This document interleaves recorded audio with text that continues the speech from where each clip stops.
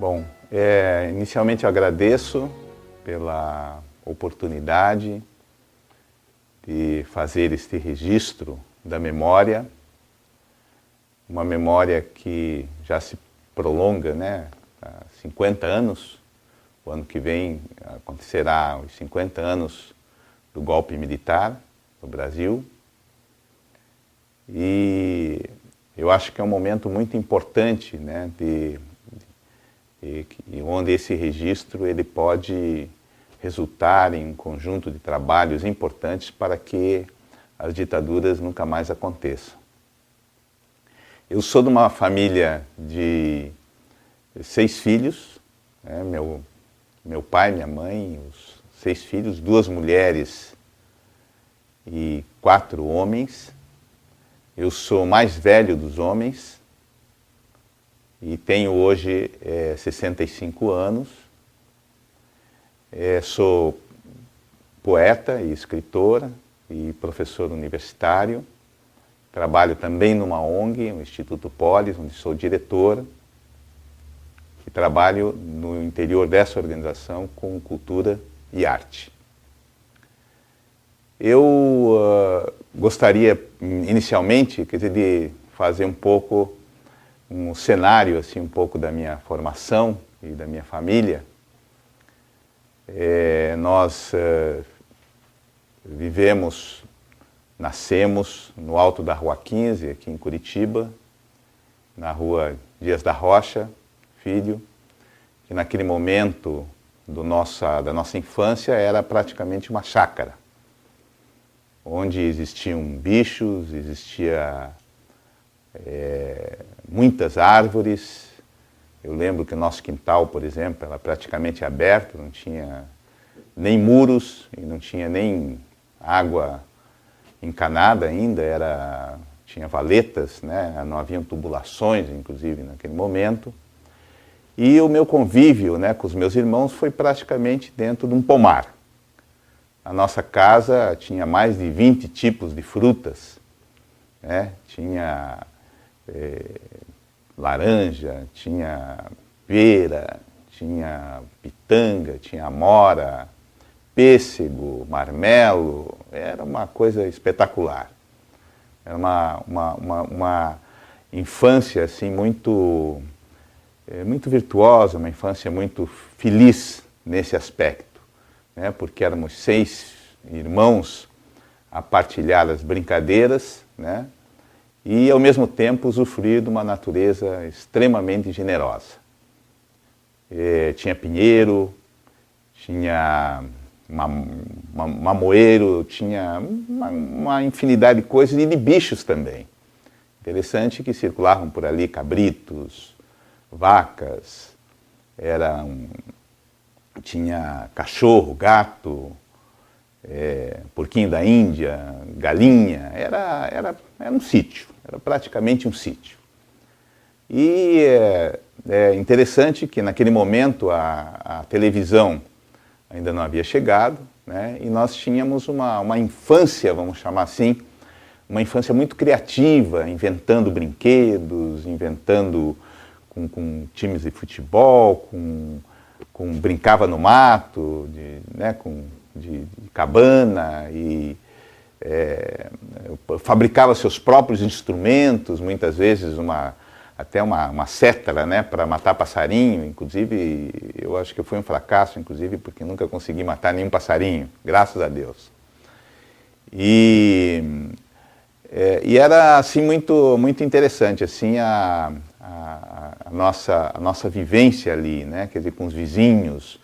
E a gente sempre teve uma formação, ao mesmo tempo, uma formação de quintal, né? De rua, vamos chamar assim, né? Porque vivíamos também na rua e no quintal, vamos dizer, rua no sentido mais abrangente da casa. E ao mesmo tempo uma formação intelectual, né? Meu pai era jornalista, né? Nessa época já trabalhava também, já tinha saído do jornal, mas trabalhava para manter aquela família de 10 pessoas, praticamente 10 pessoas, porque tinha minha mãe, tinha ele, tinha uma tia que morava com a gente, tinha empregados, 6 filhos, 10 pessoas, né? Uma pessoa só sustentando esse conjunto de pessoas, né? Então, era uma vida, assim, quer dizer, difícil, né? Vamos dizer assim, do ponto de vista da sobrevivência, mas uma vida, assim, também muito farta, né? Sempre teve, vamos dizer assim, muita fartura em casa, tanto pelos produtos da casa, como porque as coisas também de comida, frutas, etc., eram mais baratas, e enfim, quer dizer, a gente teve do ponto de vista da alimentação, dos cuidados, etc., teve uma vida assim muito, muito farta. E mais sustentado apenas, vamos dizer assim, por uma pessoa. E é interessante também, como eu falei, quer dizer, essa formação intelectual, vamos dizer assim, que a gente teve. Nós tínhamos escolas em casa, né, uma escolinha em casa, né, que a minha irmã ensinava matemática com frutas. A gente tinha um encontro, uma roda de conversa e de histórias que o papai sempre fazia nos sábados, contando as histórias, várias histórias, desde Monteiro Lobato até histórias já clássicas, de infantis clássicas, entende? E uma coisa muito lúdica também, né? Às vezes ficava sonhando e dizendo que estava numa casa de chocolate, e jogava o chocolate no chão e todo mundo corria para pegar. Então a gente esperava assim sempre o sábado, né? Que o papai estava mais disponível para fazer aquelas rodas e contar histórias, e cada um contava o que estava lendo, e era uma formação em círculo, né? Uma coisa assim muito interessante que acontecia em casa. E muitos livros que circulavam também naquela época, né? Eu lembro que o papai tinha uma formação muito portuguesa, né? Então era Eça de Queiroz, era Camilo Castelo Branco, era também depois no Brasil o Rui Barbosa, Os Sertões de Euclides da Cunha. Então também o Flaubert, e tinha uma pequena biblioteca em casa, né? Onde ele fazia né, onde era o espaço dele de leitura, e ele era extremamente organizado, ao contrário da minha mãe, que era muito desorganizada.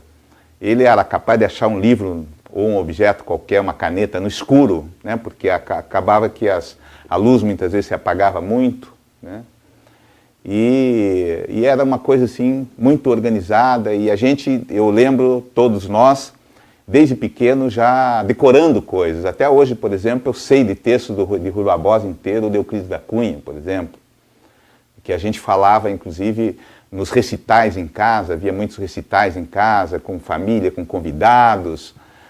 Mais tarde, inclusive, Helena Collodi frequentava esses locais, veio a ser até madrinha, né, da minha irmã.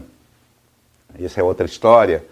Mas assim, a casa sempre circulava muitas pessoas, muitas gentes, etc. Sempre foi uma casa muito, de uma sociabilidade muito grande, desde criança, né?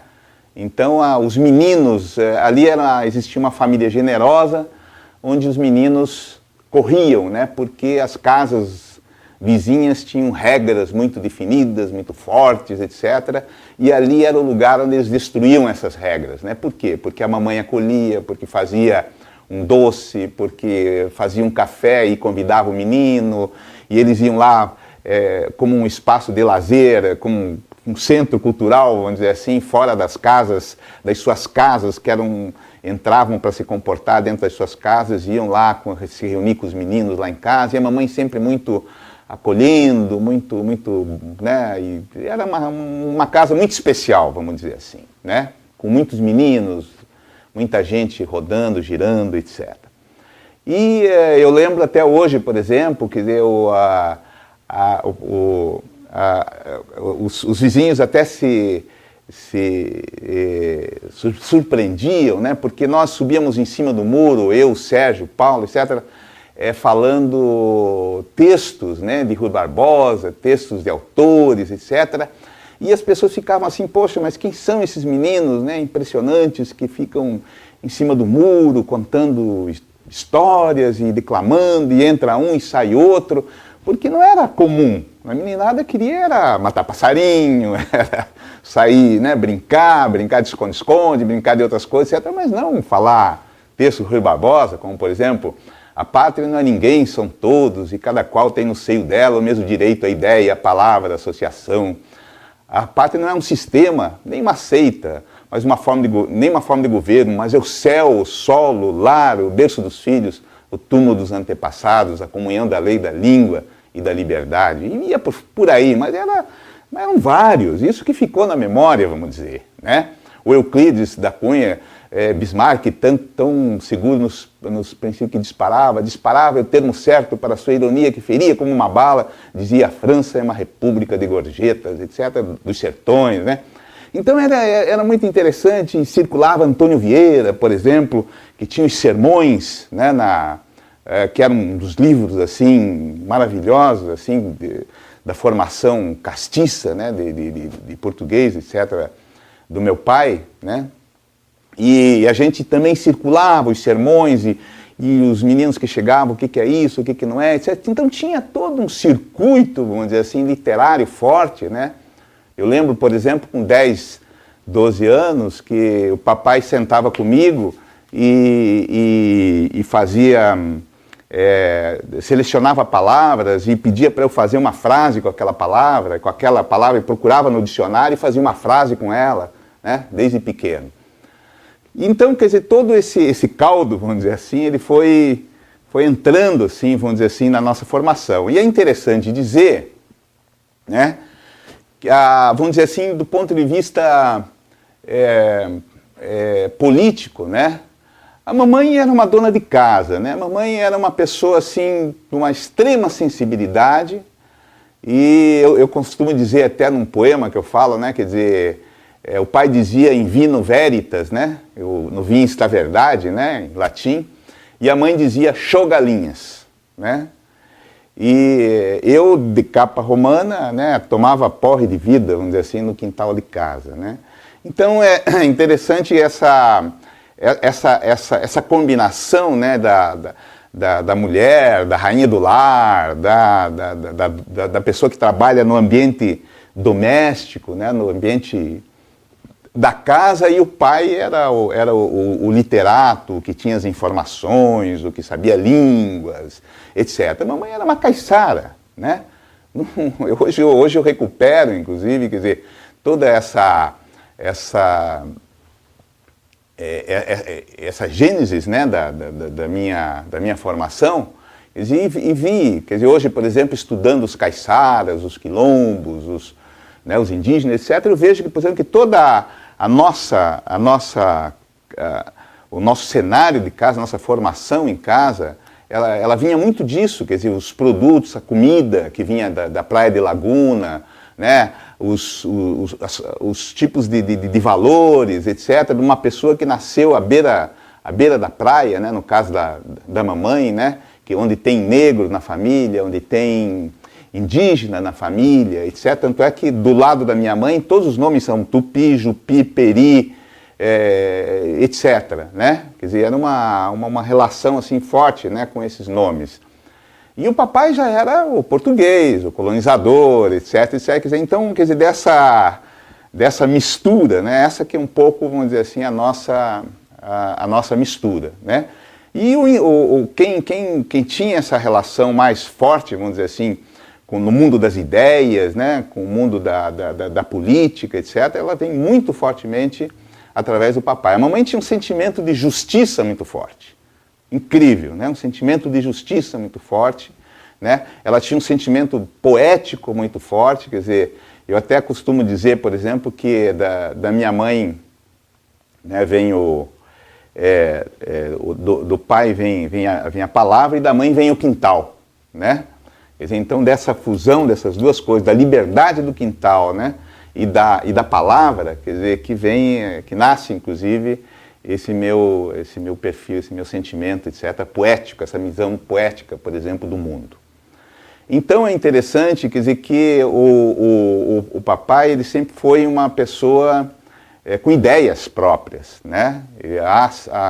Contam as pessoas, a gente não conseguiu recuperar muito essa história, mas ele foi, talvez até o Paulo saiba melhor um pouco, acho que ouviu melhor um pouco dele sobre a prisão dele, né? Ele foi preso na Ilha do Mel, né, durante um mês. Ele criou aqui em Curitiba um jornal chamado Jornal Imparcial, mas depois, mais adiante, ele foi diretor do Diário do Paraná, foi editor-chefe do Diário do Paraná. E consta que eu, conversando com alguns familiares, que em 1933 a Light parece que queria explorar ouro nas cercanias de Curitiba e houve uma mobilização na cidade. E houve um apelo, né, para que a população apagasse as luzes. E parece que a partir de uma convocação onde ele teve forte atuação, a metade de Curitiba teria apagado a luz em protesto a esta pesquisa, essa exploração de ouro nas cercanias de Curitiba. Eu não posso provar, vamos dizer assim, essa história, exatamente como eu estou falando, né? É que a gente vai perdendo, inclusive, essa memória no próprio interior da família, mas o fato é que circulava muito em casa, por exemplo, o papai tinha um sentimento nacionalista. Naquele momento, quer dizer, da história brasileira, onde havia de toda a formação, né, dentro já de uma divisão internacional do trabalho, com o mercantilismo, né, e explorando os vários países, e há uma guinada, por exemplo, na década de 60, né, com a presença mais de capitais estrangeiros, e foi fortemente, havia uma presença, vamos dizer assim, no campo das ideias, no país, do nacionalismo, né, e o papai acabava sendo essa pessoa nacionalista, que defendia uma indústria brasileira, que defendia, já desde essa época, nos jornais e nos seus discursos, porque depois ele veio a trabalhar no SESI do Paraná, ele foi secretário-geral do SESI do Paraná, e ele que fazia a parte mais de redação dos discursos, etc., da presidência, e ele defendia muito fortemente a ideia da medicina social, da socialização da medicina, etc., e circulava também muito em casa livros, né, do Gondim da Fonseca, defendendo assim dramaticamente a ideia da Petrobras e da Petrobras defesa do petróleo, e etc. E o papai era muito adepto, vamos dizer, dessas ideias, né? Eu lembro, por exemplo, que nas eleições da década de 60 ele apoiava o lote, né? Em casa, né? Tinha até discussões, né? Quem que apoiava lote, apoiava Juscelino, apoiava não sei o quê, Juscelino para 65 e não sei o quê. Então, o papai apoiava mais esse segmento, vamos chamar assim, nacionalista, né? Liberal, nacionalista, etc. E ele teve sempre esse sentimento forte de defesa, vamos dizer assim, das riquezas nacionais, etc. Não tinha uma relação assim com o comunismo, né? Não se afinava, vamos chamar assim, com o comunismo, mas eu lembro que ele sofreu muito com o golpe militar, né, de 64, e ele era uma pessoa muito reservada, e não falava muito dessas coisas, mas a gente sente que quando ele criticava, inclusive na mesa, a gente perguntava assim, pai, mas o senhor é comunista? Mas como? Que história é esse? Não seja bobo, não sei o quê, papá, né? E então, quer dizer, foi um pouco, vamos dizer assim, esse cenário assim da nossa formação, vamos dizer assim, em casa, né? Então uma presença, né, muito forte do pai, uma presença muito forte da mãe, né, e um desenvolvimento intelectual que eu acho que nos estimulou, inclusive juntou ideias a respeito do mundo e, ao mesmo tempo, juntou o sentido de justiça que vinha muito forte já da família. Quer dizer, o papai era de uma integridade impressionante, reconhecido publicamente pela sua integridade. Inclusive, ele e minha mãe tinham gênios muito diferentes e muitas visões diferentes das coisas, etc. Mas minha mãe sempre reconheceu também essa força moral, vamos dizer assim, do senhor Rômulo da Costa Faria. Tudo mudou em casa, quer dizer, com a morte do papai, né? Tudo mudou. Por quê? Porque a partir desse momento era muito difícil, quer dizer, o provedor da casa, vamos chamar assim, ele não existia mais, né? E mudou todo o cenário familiar e as opções e os caminhos, etc. Quando o papai ainda estava vivo, nós entramos no colégio militar, né? O colégio militar, aqui em Curitiba, era o melhor colégio, né? Era considerado Santa Maria e o colégio militar os melhores colégios de Curitiba, né? Postulamos bolsas, etc. Depois que foram entrando, na verdade, eu que era a pessoa para fazer a carreira militar, né? Inclusive minha mãe tinha uma coisa irônica, histriônica, sei lá, que tinha um caminho para cada um, né? Eu ia ser o general, o Sérgio ia ser o professor de matemática, o Daniel ia ser o cantor de ópera, o Paulo ia ser o diplomata, e aqueles sonhos mirabolantes, né? Que algumas coisas, até se você pegar e fizer um estudo, até tem coisas que acabaram se aproximando. Algumas coisas deram zebra, mas outras coisas se aproximaram. E o que aconteceu? Quer dizer, eu entrei para o colégio e depois, quer dizer, o colégio é bom, né? Ele dá uma certa segurança, né, para a família, ele não vai ter uma profissão, vai ter toda uma carreira, etc. E depois os outros irmãos também começaram a se interessar, etc. Acabou que no pacote ficava mais barato do que entrar também no outro colégio, e entraram, enfim, os 4 irmãos no Colégio Militar de Curitiba. Bom, e eu, principalmente, já vinha, né, com uma determinada formação, algumas ideias, etc., mas essas ideias não estavam ainda muito explicitadas, realmente o que eu queria.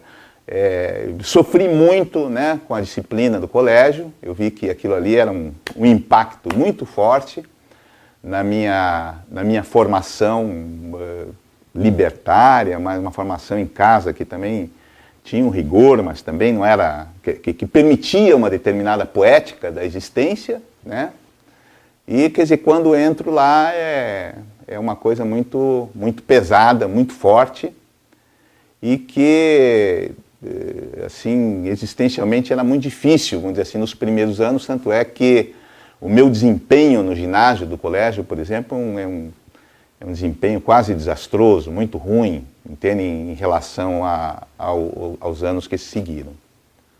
E eu lembro que, nesse momento, havia um comentário na escola de que tinha alguns comunistas. Tinha alguns comunistas. E, por acaso, quer dizer, eu sempre fui uma pessoa, assim, atrás do novo, eu sempre fui uma pessoa que já tinha aprendido com a minha mãe, mais com a minha mãe do que meu pai, a desconstrução do preconceito. A mamãe era uma pessoa que se relacionava com negros, brancos, índios. Só para vocês terem uma ideia, os maiores amigos dela eram uma negra, baiana, né,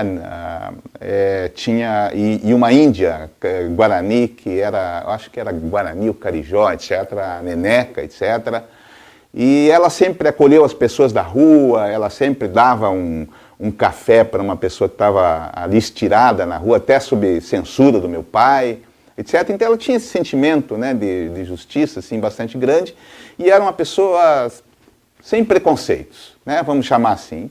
Tinha preconceito porque tinha um preconceito social contra, né, etc. Mas ela era sempre uma pessoa que o coração era mais generoso do que a ideia. Né? O coração era mais generoso do que a formatação do pensamento, etc. Então, eu também me relacionava com todo mundo no colégio, etc, etc, e acabei conhecendo esses chamados comunistas, né? Que era o Luiz Manfredini, que já deve ter dado depoimento aqui, né? O Paulo Sabrito, o Celso Gorski, né? Que eram os chamados, depois eu vim a saber que eram os chamados comunistas, etc, que já tinham toda uma família, né? Já com uma determinada história, como é o caso do Manfredini, que o pai já tinha militado, o avô era militante comunista, etc. O pai, acho que não, mas mais o avô, o Paulo Sabrito também, etc. E aí iniciou, enfim, quer dizer, uma nova era, né? Por quê? Porque naquele momento, quer dizer, há toda uma conjuntura política, né? A partir já de 64, 65, né? Eu entrei, na verdade, no colégio militar, eu tenho a impressão que 64, 65, eu acho que 65, não estou lembrado exatamente a data. Mas o fato é que a gente já começou, então, um processo de questionamento das verdades que estavam sendo estabelecidas, e aí era tudo.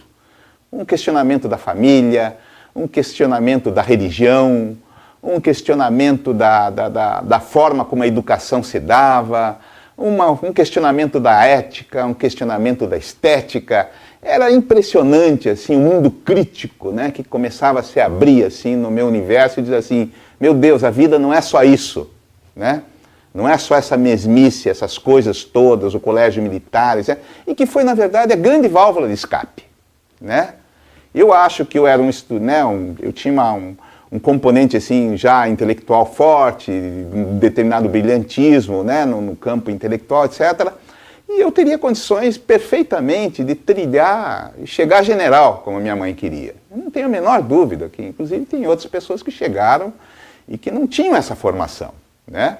Do ponto de vista, vamos dizer assim, Agora, lógico que faltava elementos de disciplina, uma série de coisas, etc., mas eu acho que ali foi um ponto de inflexão. A descoberta, vamos dizer assim, desse coletivo, que depois foi se formando um coletivo no colégio, etc., e as pessoas questionando, inclusive, no colégio, começamos a questionar a guerra do Vietnã, começamos a questionar o imperialismo americano, começamos a questionar a estrutura rígida do colégio, as ordens do colégio, várias vezes fomos presos dentro, né, aquelas prisões de colégio militar. Questionávamos o dia da independência, porque no colégio tinha, né, o dia da independência, tinha o 7 de setembro, tinha o dia do Caxias, tinha o dia... Eu, inclusive, quer dizer, nos primeiros anos do colégio, ainda antes de descobrir esse grupo mais crítico, etc., eu era orador do colégio, e eu fazia discursos a favor, inclusive uma freguesia até que tira sarro de mim, né? Imagine, faria, né? Como é que eu fazia, por exemplo, discursos, desde os 10 anos de idade eu fazia discurso na televisão, porque eu era convidado para falar sobre o Dia das Mães, Dia dos Pais, etc, etc, fardado, etc, pai, eu ia falar na televisão, eu era orador, né? Fui orador no ginásio, depois fui orador no científico também, etc. Só que no científico depois mudei bastante a cabeça, eu vou contar. Mas no ginásio eu ainda era muito impulsionado, né,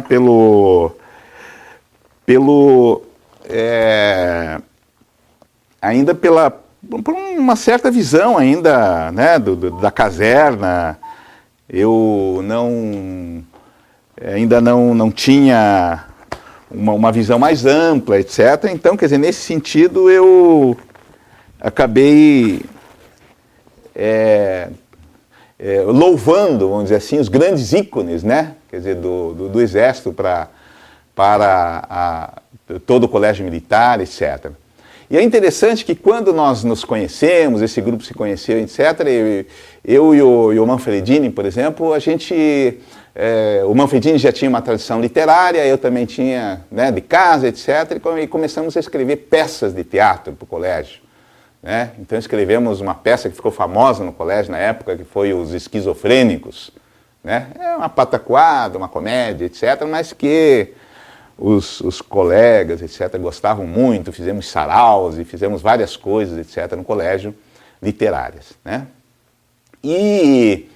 Mas aí, quer dizer, já mais no científico, no colégio, né, no colegial, então já tinha uma certa reflexão, né, sobre o momento internacional, sobre o momento nacional, sobre a ditadura, e tudo isso muito lúdico, muito misturado com literatura, com poesia, né? Nós depois fomos da Sociedade Literária do colégio, eu fui diretor do jornal, isso com 13 anos, o Manfredini foi vice-presidente, eu acho que era isso, e depois diretor cultural. Então a gente já tinha todo esse trabalho, esse envolvimento, vamos dizer assim, no colégio, uma respeitabilidade muito grande dos alunos, né? O que de certa forma neutralizava qualquer tipo de ameaça, né, dentro do colégio, etc., que depois veio a expulsão, né, dos meus irmãos, etc., porque aí já entramos num outro cenário, que foi 68, etc. Mas antes disso, eu fiquei, por exemplo, quando eu tive uma crise forte de perspectiva no último ano do colégio, por quê? Os alunos que saíam dali do colégio, o que acontecia? Uns iam para a Academia Militar, de Agulhas Negras, outros iam para a Aeronáutica, outros iam para a Marinha, né? E quem não ia fazer Medicina e Engenharia, eram esses os cursos. E eu não queria fazer nada disso. Na verdade, eu fiquei na dúvida, na última hora, porque, poxa, será que não é o caso de eu ir para o Exército? Porque, pô, tá todas as portas aqui abertas, eu vou para a Academia Militar das Agulhas Negras. Fizemos até uma visita na academia, aquela coisa, etc. Ficamos muito impressionados, etc. Quando chegou, eu falei, eu vou entrar nesse negócio aí, né? Aí que eu lembro que um capitão chegou para mim assim e falou, mas Faria, o pessoal chama pelo sobrenome, mas Faria, será que você tem jeito para isso, né? Será que é a tua mesmo? Daí aquilo ali me balançou também, etc., né? Porque eu era incapaz até de passar nos exames físicos, entende? Que era uma coisa muito puxada, etc. E daí comecei a perceber que não era por ali, né? E aí, ao mesmo tempo, né, o que acontece? Acontece que a gente começou já dentro do colégio a entrar em contato com outras pessoas que existiam, outras experiências que existiam, assim como o Zanetti, como a Teresa Urban, né, como algumas pessoas que já circulavam, inclusive, em torno de outras articulações, né, talvez até articulações políticas, né? Algumas, por exemplo, mais jovens, o pessoal mais jovem, assim, que era envolvido com a JEC, com a Juventude Estudantil Católica, tinha gente com a JOC, Juventude Operária Católica. Então, começamos a formar uma tribo, por exemplo. Eu lembro que eu participei de algumas reuniões, alguns encontros com o pessoal ligado à JEC, né? E o pessoal estudava, fazia seminários, encontros para discutir a realidade brasileira. E é tudo permeado por namoros, por paixões, por histórias, por emoções, né? Por literatura, por poesia, né? Era tudo muito entrelaçado, né? Então, eu lembro que eu e o Manfred muitas vezes disputavam, o Manfredini disputava, então, para uma namorada eu escrevia um poema, ele escrevia 5, depois eu escrevia 10, eu escrevia 60, e por aí afora, quer dizer, era tudo muito interessante, assim, era uma presença existencial no mundo que passava por uma vivência, não era só pela cabeça, mas passava pela emoção, pelo coração, pela brincadeira. Éramos crianças ao mesmo tempo, totalmente, íamos para o Marumbi, por exemplo, escalar, nos domingos com grupos de pessoas, etc. E depois tínhamos as discussões, as conversas. Eu lembro, por exemplo, que quando no último ano do colégio, eu fiquei em dúvida, né? E eu estava em dúvida se, não ia ser militar, ia fazer o quê? Daí eu falei, não, vou fazer direito, né? Quer dizer, aí o pessoal chegava e dizia assim, fazia até uma pesquisa lá, os professores no último ano, e você? Eu vou para a Academia Militar. eu vou para a Marinha, eu vou para a Aeronáutica, e você? Eu falei assim, eu vou fazer Direito. Mas todo mundo ria, né? Porque, Direito, o que é isso? Isso aí é um emprego, não é uma profissão, etc, etc. Aí um dia eu lembro que chegamos numa festa, tinha muitas festas, muitas coisas assim, isso antes de chegar em 68, aí a Teresa Urban, né, chegou para mim e falou assim, Milton, você vai fazer o quê? Eu falei assim, não sei ainda, acho que eu vou fazer Direito. Nada, rapaz, vai fazer Ciências Sociais, é lá que está precisando de gente, é lá que não sei o quê. Mas por quê? Não, é lá é muito mais liberal, muito mais importante para o movimento estudantil, muito mais... E ela não tinha uma relação de organização com ela, é assim, os circuitos, né, as tribos, né, então um dia acabei indo numa festa na casa dela, etc. A partir daí eu comecei e falei, poxa, talvez seja isso, né? Aí já foi também um golpe na família, né? Porque, poxa, o cara, depois de todo esse treinamento, todo esse esforço, todo esse estudo, todo esse investimento, vai fazer Ciências Sociais. O que é isso? Nem hoje é alguma coisa, ainda mais naquela época. O que é Ciências Sociais? Aí, vou lá, né? Entrei na Faculdade de Ciências Sociais em 68, né? E aí começou, quer dizer, enfim, um outro momento, outro ponto, vamos chamar assim, de inflexão, né? Aquilo ali, na verdade, tinha sido todo um ensaio poético, uma era poética, uma era que não exigia muitas opções, embora exigissem também, né? Porque eu acho que sempre a minha vida foi muito cheia de rupturas, muito cheio de conflitos a serem resolvidos, etc. Eu lembro, por exemplo, quando, já em 68, né, quando eu comecei a entrar para a universidade, e começaram todas aquelas mobilizações estudantis, aí foi uma coisa mais séria, né, com reuniões, com encontros, aí eu já estava conectado também com a organização, com a ação popular, né, e fazíamos ações pensadas, estrategicamente pensadas, elaboradas, etc., né? E os meus irmãos começaram também a participar de movimento estudantil e movimento secundarista, fundaram, acho que junto com outros, o MEL, o Movimento Estudantil Livre, etc., e que tinha alguma presença nas escolas, etc., e saíam de casa, eu já tinha saído do colégio, saíam de casa e iam imediatamente tiravam a farda e iam pichar ônibus e pá, etc. E os tiras todos ali, fotografando todo aquele cenário, etc. Chegou um dia, apresentou para minha mãe e falou assim, o que seus filhos estão fazendo, né? Eu vou pedir para a senhora tirar eles do colégio, senão eles serão expulsos e não poderão entrar em colégio nenhum, etc. E aí eu lembro assim que para mim foi um golpe muito duro e para minha mãe um golpe muito maior, porque todo o sonho dela começou a desabar, né? E eu ocupado, né?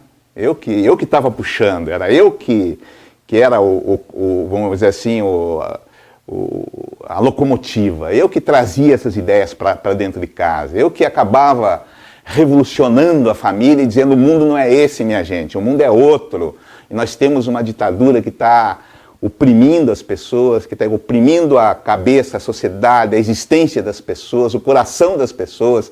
E aí que vinha toda uma utopia, que na verdade era como se, acabando a ditadura, todo esse reencontro com a vida e com a existência, ele, na verdade, ele fosse realizado. Que somava aí uma juventude muito grande, uma inexperiência, e também uma utopia muito forte que povoou aqueles cenários do mundo, né? Em todo lugar. Aí você tinha a imaginação no poder na França, você tinha as manifestações na Europa, você tinha a contracultura que vinha, né? Depois...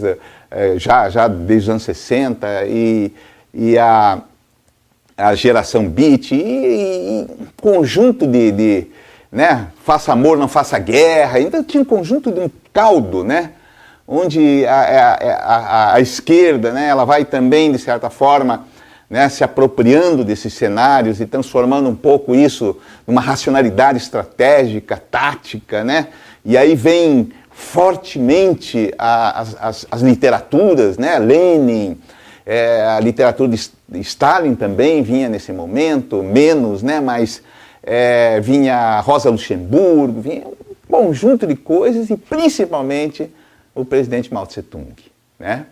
Onde é incrível, quer dizer, que com 18 anos eu tenha sido um chinês, né? Quer dizer, um chinês consciente, né? Porque eu estudei muito e eu pegava justamente do pensamento maoísta, por exemplo, essas coisas mais poéticas, mais libertárias, né? De que, né? do grande ato da revolução, do grande ato, né? da emancipação dos povos e das cabeças e das culturas. Quer dizer, essa era a minha leitura naquele momento, né? E essa era a leitura que eu fazia, por exemplo, e como que eu justifico, quer dizer, que eu com todo aquele sentimento libertário, quer dizer, me encontrar em determinado momento da vida com o presidente Mao Tse-tung. Mas eu via nesse pensamento, naquele momento, pelo menos o que chegava por aqui, né, um livrinho vermelho que a gente circulava e recebia clandestinamente já essa literatura, né? Já no ano que eu lembro, já no ano de 68, e ele era uma cartilha praticamente para todas as coisas, para todas as ideias, para o mundo, né, de uma maneira geral, que era o pensamento, inclusive, que tinha se colocado contra a atitude mais que abandonou a utopia, que, como a União Soviética, no caso, pelo menos a leitura que nós fazíamos, e que apostava, vamos dizer assim, nessa emancipação e que se fundia com todo aquele sentimento jovem, né, da nossa vida, do nosso desejo, etc. Inclusive, a própria Revolução Cultural, a forma como chegou aqui, quer dizer, os estudantes que criavam aqueles painéis enormes, os dizibaus, e colocavam lá, é isso, é aquilo, quer dizer, uma coisa permanente, né, de mudança de valores. Então isso chegava numa forma muito forte, né, para a gente, e naquele momento você tinha que escolher, vamos chamar, um caminho, um pensamento, etc. Né? Lógico que a nossa formação também era eclética, tinha muitos autores, muitas coisas, né? E inclusive a gente bebia muito, né, na arte mesmo, né? Nós tínhamos muitas leituras sobre arte, sobre literatura, sobre poesia, e isso nos abria também muito mais, né, para uma formação, para uma visão mais ampla do mundo, né, do que um pensamento dogmático, né? Eu acredito que, lógico, a era de dogmatismo, mas eu acho que a gente era maior do que essa boca do poço, né? A gente tinha um espírito muito maior, tanto é que depois não foi difícil se emancipar do maoísmo, por exemplo, né? Então, mas naquele momento eu acho que nos trouxe né, um certo sentimento, pelo menos o que havia sido passado, vamos dizer assim, para nós, né? E eu lembro que quer dizer, o ano de 68, né, foi um ano espetacular, né, do ponto de vista da nossa capacidade de mudança, de transformação, porque tudo que havíamos dito antes, né, era, na verdade, era a concretização daquilo, né? Eu lembro que eu estava, em 68, entrando para a universidade, fazendo ciências sociais, e que justamente começou toda aquela mobilização, vamos dizer assim, a partir da morte do Edson Luiz, e fizemos um conjunto de ações, e começamos a nos desenvolver e nos afirmar enquanto liderança, né? Eu posso dizer que eu fui uma das lideranças do movimento estudantil de 68, né? Eu não era a liderança mais importante, porque já existia toda uma geração anterior, mas a grande mobilização, por exemplo, em 68, aqui no Paraná, pelo menos, foi dos calouros, das pessoas dos primeiros anos, etc. E eu, Paulo Sabrito, etc., nós tínhamos uma liderança, né, forte em outras faculdades, né, onde a gente organizou um conselho de calouros, grupo, né, de calouros que teve uma ação muito forte na convocação, no debate público, né, da cidade, né, de Curitiba.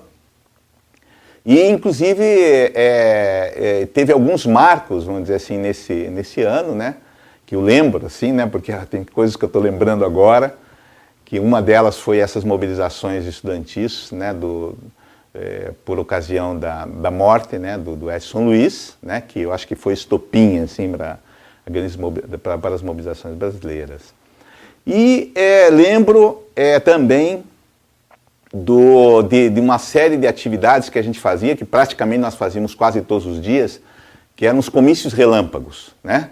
Esses comícios relâmpagos já aí com uma denúncia, né, clara contra a ditadura, a partir das entidades estudantis, UP, DCE, etc., né, que foi muito, muito forte. E uma delas eu fui preso, né, no batalhão da Polícia Militar,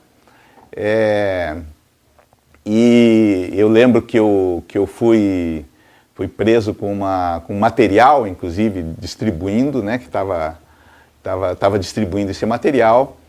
Fui preso a primeira vez por um policial do DOPS, né, o Lauro Lital, eu não lembro como é que é o sobrenome dele. E o Lauro, ele me torceu o braço, né, caiu uma série de panfletos, etc., que eu estava em cima de uma banca de jornal, fazendo uma preleção, um comício, etc., e eu lembro que eu acho que era durante o Dia do Soldado, se não me engano, foi no Dia do Soldado, 25 de agosto, né? Então a gente aproveitava essas datas todas para ir à rua de alguma forma, e era muito interessante que a gente saía, os casalzinhos abraçados, etc. E quando chegava já tinha montado uma situação em vários pontos da cidade, um falando aqui, outro falando ali, etc. E a polícia também ficava perdida, onde não sabia exatamente o que estava acontecendo, enquanto isso as tropas desfilando e marchando, etc. E a gente já estava fazendo comício e nem todos foram presos, mas eu lembro que foram presos dezenas de pessoas e foram levados para o batalhão, eu acho que era o quartel da Polícia Militar, de cavalaria, quartel de cavalaria da Polícia Militar, né? E então o Lauro Lital, ele torceu meu braço e me colocou na viatura, né? E foi uma coisa incrível, porque ao mesmo tempo eu tinha endereços e documentos, etc., aqui dentro do bolso, e eu falei, pô, o que eu vou fazer? Como é que eu vou explicar isso aí agora para eles? E foi uma coisa incrível, porque quando os policiais olharam assim para fora, para fechar aquele que engata embaixo, né? Eu peguei o papel e joguei atrás da sirene, dentro do próprio carro, né? E quando eu cheguei lá, eu só tinha os endereços marcados, etc., etc. Eu falei, poxa, mas o que eu vou fazer com isso? O volume todo eu já tinha me livrado, né?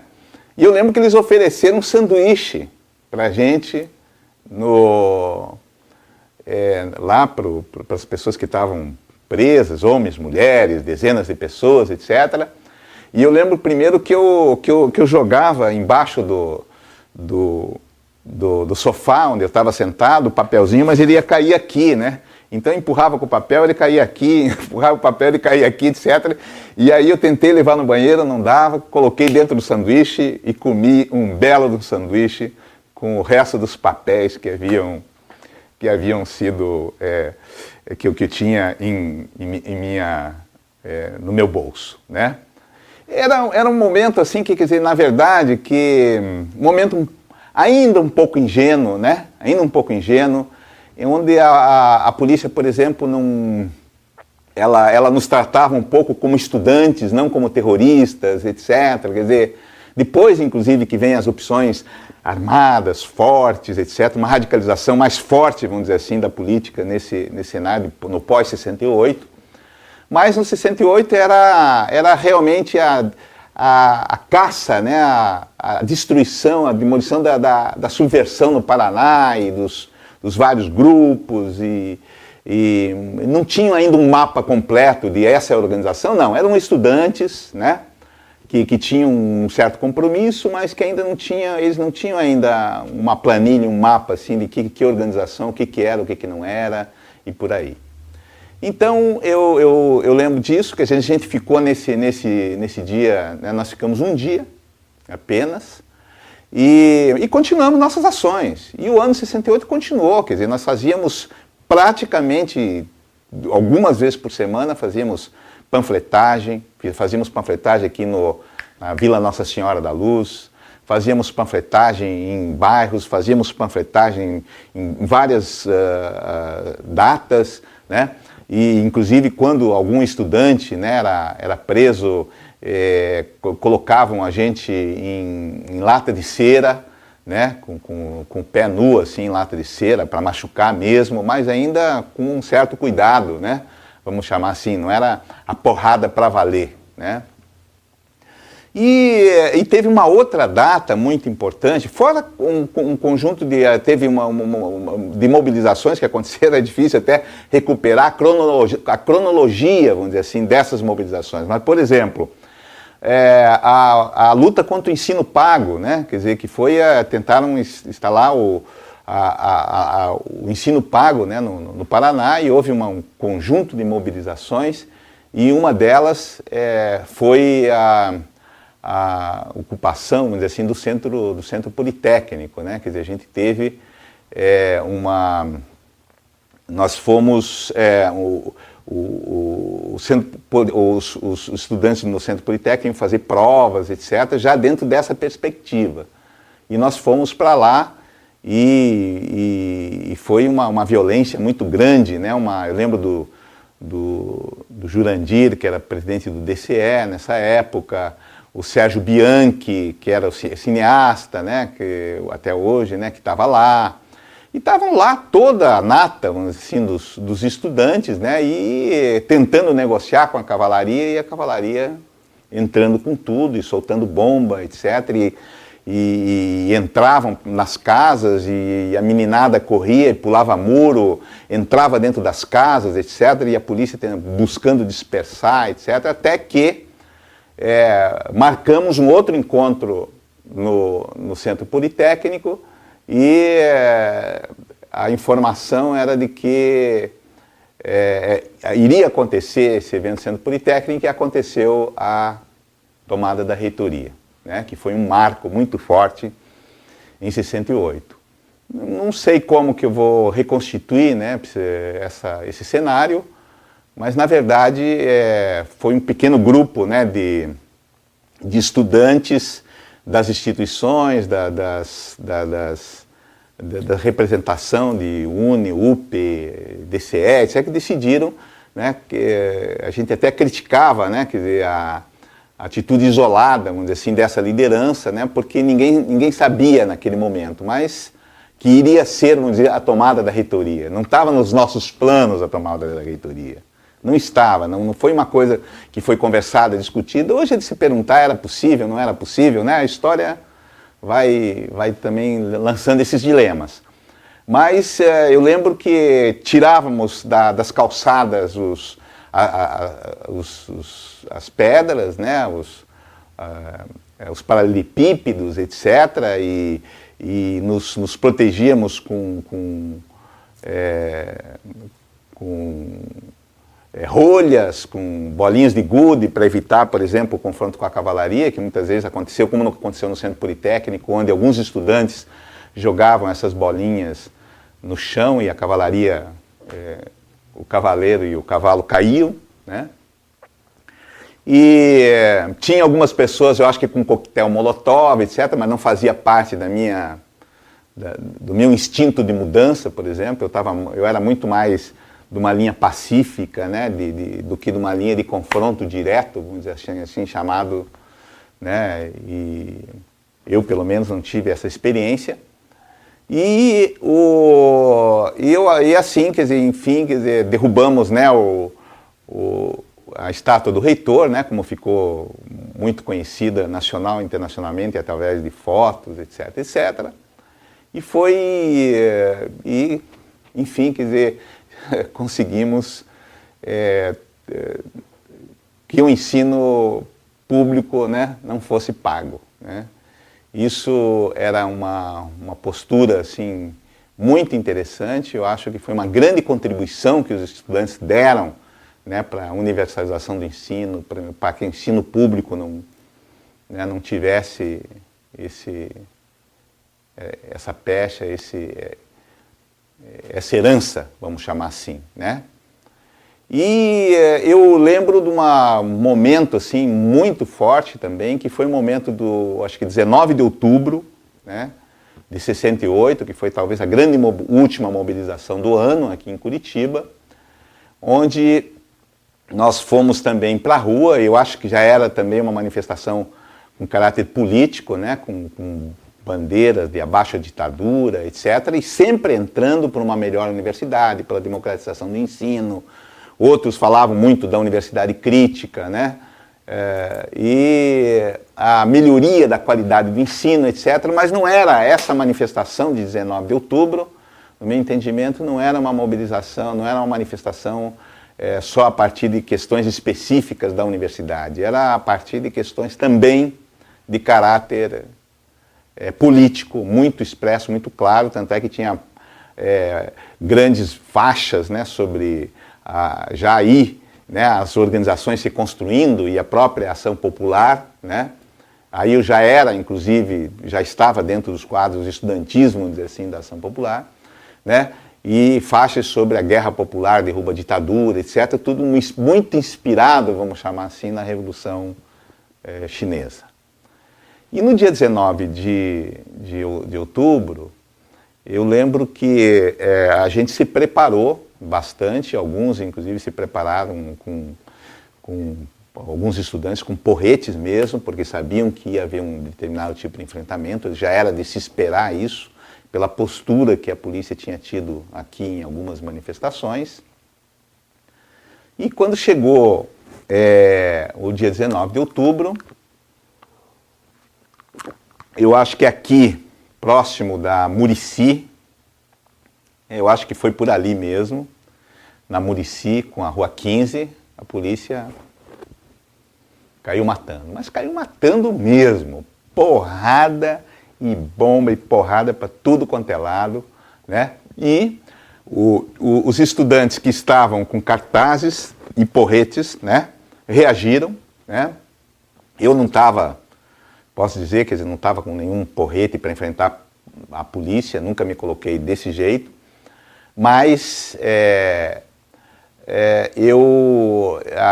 houve uma dispersão ali no centro absurda, cada um para o seu lado, mas todo mundo tentando se reagrupar de alguma forma no centro da cidade. Eu lembro que eu fui para a biblioteca pública com várias pessoas e a gente atravessava aquelas borboletinhas, tinha umas catracas ali, entrava, saía, entrava, saía, entrava, saía, e para disfarçar também que você era o usuário comum da biblioteca, e ficamos por ali. Teve até uma cena muito trágica e cômica, né? Um desses estudantes mais fogosos, né, pegou e abriu o recipiente de combustível de um carro da polícia e jogou um fósforo ali, né? E nisso veio um policial e deu-lhe um pontapé e o menino caiu no chão. E quando o policial estava fechando, o menino veio com dois pés nas costas do policial, derrubou, abriu de novo e colocou o fósforo para acender. Aquilo é uma loucura total. Eu vi isso, mas assim, você ficava tão pasmo, tão passado, entendeu? Com tudo aquilo ali. Eu falei, não, mas não é possível isso. Quer dizer, você está todo mundo ameaçado, você pega fogo naquilo ali. Seria uma coisa terrível, né? Mas a massa, vamos dizer assim, irracional, né? Quer dizer, reage, né? Não reage com uma estratégia, é um sentimento muito mais de sufoco, né? Quando a polícia chega com aquela violência enorme como chegou, né? Que ali estava a prova muito da repressão ditatorial.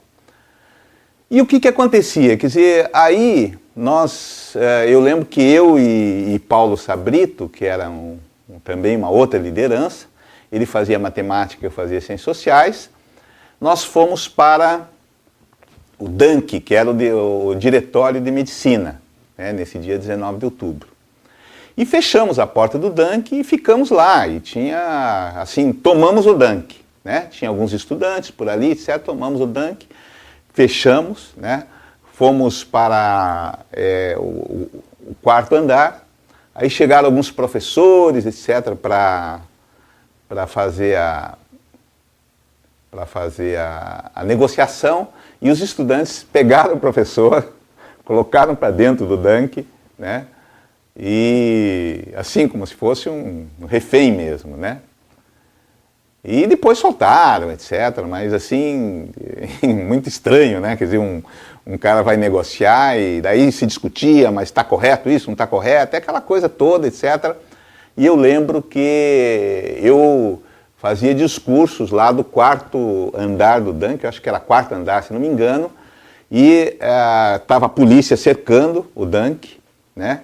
E a polícia, atrás da polícia estava a população toda lá, toda o pessoal curioso, alguns estudantes que estavam reagindo, etc., e todo mundo gritando lá embaixo, né? O povo unido jamais será vencido, o povo unido jamais será vencido, etc. E aí eu era um dos oradores, né, principais, vamos chamar assim, dessa manifestação. Então, lá do quarto andar, eu lembro que eu falava, né, denunciava o imperialismo, denunciava a ditadura, denunciava não sei o que, papá, e começava a falar que nós só sairíamos dali com o povo no poder. Nós só sairíamos dali com o povo no poder. Era muito gozado. Era um discurso muito maluco mesmo, que não tinha pé nem cabeça, né? Mas as emoções do momento assim, nos levavam a essas barbaridades, né? E era muito comum, assim, umas coisas hilárias, né? Por exemplo, isso só um parênteses, numa das mobilizações, assim, num dos comícios relâmpagos, na Praça Tiradentes, estava eu e o José Ferreira Lopes, o Zequinha, né? E a gente se dividia, você fala, depois eu falo, então o Zequinha fala, depois não sei o quê, e eu por ali, eu acho que não estava nem marcado para falar, na verdade. Aí o Zequinha sobe num caixote lá e começa, e ele estava com um problema de voz, ele estava resfriado, gripado, etc. E porque o imperialismo norte-americano, que está não sei o quê, daí ele não conseguiu falar assim, fala, Faria. E daí eu pegava no ponto que ele tinha falado e continuava. Ele falava, o imperialismo norte-americano, ele assim, está dominando o Brasil. Eu completava o discurso dele, era uma coisa tão afinada entre um e outro que ele ia até um ponto, ele não podia, e depois continuava falando, né? E então, quer dizer, tinha cenas, assim, cenas muito gozadas, por exemplo, de um cara que também estava num caixote e começou a falar, e não, porque a ditadura militar brasileira não pode continuar, não, e o caixote caía de um lado, não tinha fundo e nem tampa, né? Então, a ditadura, caiu o caixote de novo, disse, não falo mais, pô. Então tinha essas cenas assim, hilárias. Era tudo muito, na verdade era tudo muito alegre, né? Era tudo muito alegre. Aquilo ali era a nossa vida, era a nossa existência, vamos chamar assim, né? Nós éramos uns marginais, vamos chamar assim. Quer dizer, marginais no seguinte sentido, quer dizer, nós estávamos realmente à margem da sociedade, a gente não tinha dinheiro, né? Não tinha preocupações familiares, não tinha responsabilidades, ninguém trabalhava, na verdade, vivia de um dinheiro aqui, de um dinheiro ali, de um trampinho ali, de uma coisa ali, de uma ajuda da família. Era um momento assim, e éramos universitários, né? Quer dizer, mal frequentávamos as aulas também. Eu lembro, por exemplo, que eu fiquei, em 68, eu reprovei na verdade, fiquei em segunda época em 4 disciplinas, inclusive fui fazer prova na casa de uma das professoras, acho que era Geografia Econômica, sei lá, uma coisa assim, né? E então a gente participava, quer dizer, o tempo todo, ou era eleição estudantil, ou era mobilização, ou era discussão clandestina, nas casas, ou eram programas culturais, ou íamos para o Marumbi, ou íamos para a praia, era uma tribo, né? Na verdade era uma tribo, né? que ainda não tinha, vamos dizer assim, caído na real da gravidade, vamos chamar assim, do movimento, do momento que a gente estava existindo, né? Ainda todos quase com relações com as suas famílias, etc., e que ainda não tinha vivido, né? Vamos chamar assim, o sofrimento que depois vem a partir dos anos de chumbo, vamos dizer assim, né? 69, 70, etc., né? E o que ainda voltando, né? Quando a gente fez um parênteses, voltando a história do dia 19 de outubro, né, de 68, a polícia, né, dissemos depois, né, que íamos sair, mas que a polícia tinha que se recolher, tinha que sair dali, etc. A polícia saiu, né, e eu e o Paulinho, né, lideramos uma manifestação nas ruas de Curitiba com 2.000 pessoas, né.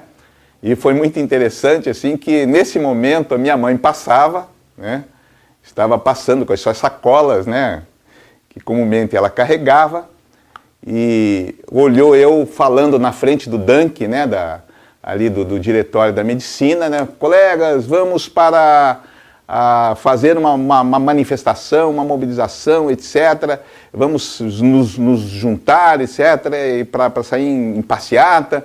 E aí uma senhora perguntou assim, do lado da minha mãe, mas quem que é esse rapaz aí? Eu disse, esse é meu filho. A mamãe, quer dizer, assim, que havia tanto criticado, né, as coisas, assim, reconheceu, olha, esse é meu filho, olha só que bacana, etc., né?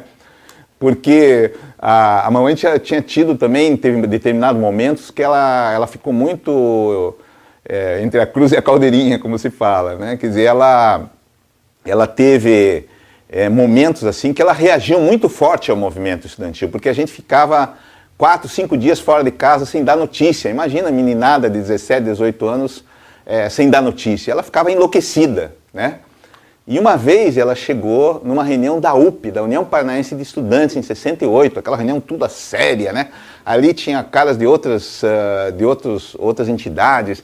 Eu lembro que estava Estênio Salles Jacó, estava Vitório Solotiuk, Elevir, uma série de lideranças ali, o Zanetti, o Isamu Ito, China, e Paulo Sabrito, a Detinha, milhões de pessoas assim. Aí chega a dona Julíbia, né, com as suas sacolas, na União Paranaense de Estudantes, né, entra na sala de reuniões, né, e diz que eu sei muito bem o que estão fazendo. Vocês estão lutando contra o governo. E aí, o Vitório Solotiuk, né, todo empavonado, grande liderança, mas a senhora não, o senhor fique quieto aí, não sei o quê, não sei, olha, que foi uma rebordosa, como diz a outra, a Detinha passou por baixo da mesa e foi embora, outros amigos meus, etc., tinham caído, todo mundo caiu fora, ela dominou a reunião, etc., porque meus filhos são do colégio militar e eles não aparecem em casa, vocês, assim, tipo, vocês são os culpados, mas minha senhora, você não pode interromper, mas você fique quieto também, e foi um forrobodó. Aí só sei que chegou o Paulo Sabrito, e falei assim, ô Paulinho, e a gente tinha disputa política entre grupos, etc. Depois imagine um cara, liderança estudantil, que a mãe chega, acabou tudo, acabou a história. Ela chega e faz, eu perguntei pro Paulinho, o que você acha? Você acha que foi muito grave assim? Eu falei assim, você está destruído politicamente. Até hoje, eu estou escrevendo até um livro sobre essas pequenas histórias aí, eu conto essa história, você está destruído politicamente. E eu querendo o apoio do meu companheiro, do meu amigo, né? Paulo, me dá um apoio, me dá, assim, tipo, não enunciei dessa forma, né? Mas eu queria esse apoio. Você acha que, né, o que esperavam assim? Não, amigo, fica tranquilo, isso passa, isso não é tão grave, etc. Mas o cara me dá essa resposta, você está destruído politicamente. Pô, era tudo que eu fazia, era política. Aí chega uma mãe maluca e que vai lá no encontro estudantil e diz assim, você está destruído politicamente. Aí foi o fim, né? Entrei numa fossa, como a gente dizia, tamanha, né? Absurda. Que demorou para recuperar tudo isso em 68, né? Voltando para a mobilização do dia 19, foi muito interessante, nós levamos 2.000 pessoas, né? Mais ou menos o que a gente contava. A gente acho que até exagerava um pouco, né? Quer dizer, não sei se tinha tudo isso não, mas tinha muita gente, tinha centenas de pessoas, tinha mais de 1.000 pessoas. E eu e o Paulinho, na frente, né? Saímos do Dunk ali, o Dunk era... Você lembra disso?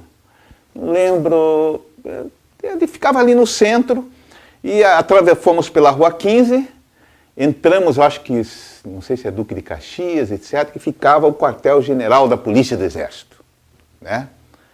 E acabou naquele dia, assim, a gente não via mais polícia nenhuma polícia na cidade, nada, né? Eu acho que a violência já tinha repercutido de tal forma, e tinha tanta gente presa, etc., e as mobilizações já tinham se esfumado, uma para cada lado, etc., e o que acontecia era que não havia polícia. E nós fomos ali para aquela praça que era a antiga prefeitura, ali perto que ia dar lá na praça, lá para o Colégio Estadual, e passamos, enfim, um quartel, nem sei se existe mais esse quartel da Polícia do Exército, e os soldados ali com as armas tremendo, né? Ali, e a gente, em vez de passar e ir lá para o Colégio Estadual, não, paramos em frente ao quartel, né? Aí eu fui orador, para variar, né? Companheiros, estamos em frente ao quartel do glorioso Exército Nacional. Todo mundo, imagina, rapaz, 68, que loucura. E aí os caras começaram a se movimentar, né?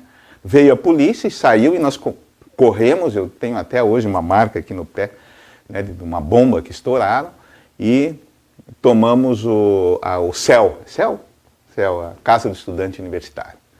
Né? Ficamos um dia, né? Até o final da tarde lá, etc.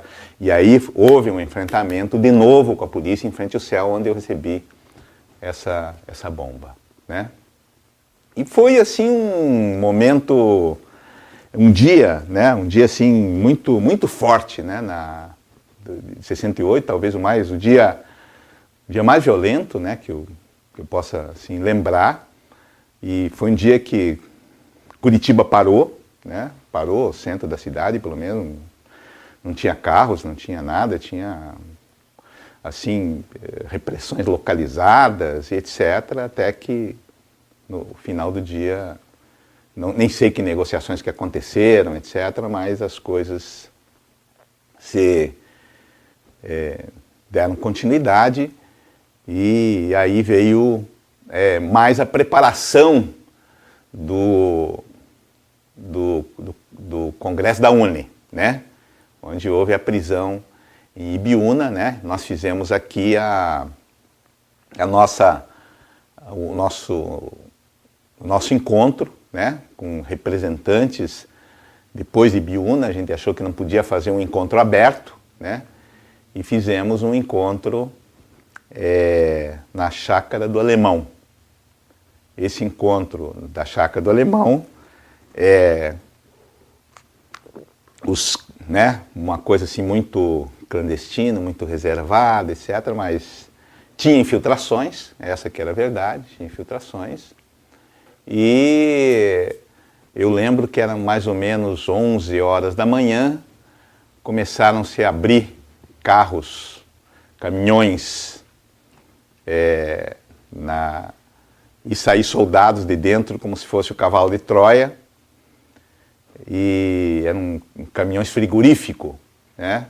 E começavam a sair soldados armados e aí os seguranças do Congresso lançando fogos para dizer polícia, polícia, polícia, e na verdade eu fui prendendo todos, né? Eu fui a única pessoa que escapou, né? No congressinho da Chácara do Alemão, né?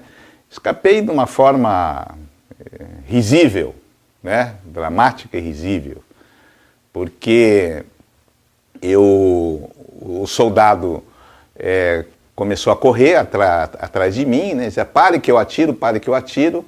E quando eu olhei para trás, ele estava com um cacetete, eu pulei a cerca e entrei dentro de uma casinha antiga, com jornais, e parecia desabitada há muito tempo, e tinha umas vigas assim em cima, e eu pensei comigo, falei, olha, eu vou entrar ali embaixo dos jornais, mas vem que o cara vem com baioneta e começa a enfiar aí, pô, não dá, né? Então eu quero... Mas tinha que pensar rápido, tinha que pensar na hora, assim, e em cima tinha umas vigas e um encaixe, assim. Eu entrei dentro daquele encaixe, né? E chegou o pessoal, um tenente falou pro soldado, ou um sargento falou pro soldado entrar embaixo da casa. Ele falou, ah, pô, eu não vou entra embaixo da casa e pega esse filho da puta aí, né? Eu assim, olha, eu vou entrar, mas falou a graduação do cara lá, mas eu vou dar um tiro na cara desse cara, né? E eu ouvindo tudo lá de cima, né? E eu tinha que segurar a minha respiração, né? Eu não podia, e eles não tinham raio de visão, eu tinha um raio de visão muito pequeno lá de cima, era uma casa, assim, dessa altura, mais ou menos como se fosse um encaixe ali, né? E parado completamente com a respiração trancada, né? Os caras olharam, fizeram o seguinte, o cara falou assim pro outro, psss, acho que ele está aqui. E olharam, vamos embora. E ficaram um período em silêncio, etc., esperando a minha reação.